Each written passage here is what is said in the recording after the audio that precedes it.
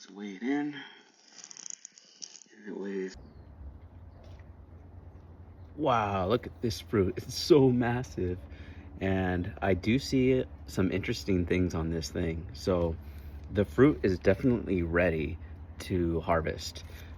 It doesn't have much of a wiggle test, and a lot of times people say do the wiggle test, but in this particular situation the wiggle test is not working, and I'll show you why.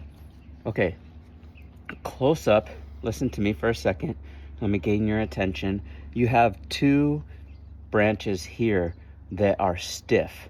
So you have this branch right here that's not allowing the fruit to wiggle. So the wiggle test doesn't always work, right?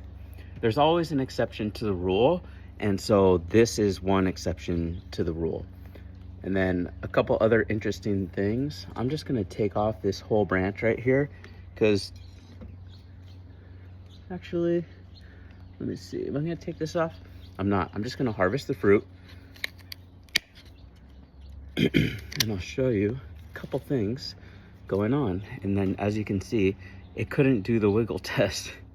Isn't that funny? Okay, so, or interesting. So you can see there's ants crawling all over this fruit, and they're probably going to town, and it looks like they're starting to attack it up here as well. They're probably just getting water, but they are starting to make an indent into this fruit.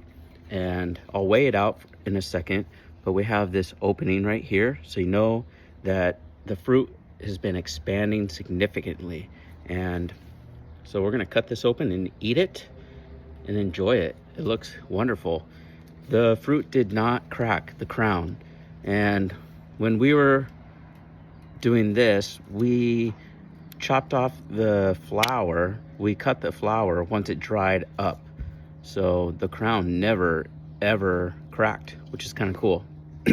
But if the crown is set and it won't crack, you might get a crack on your skin. So we're gonna enjoy this.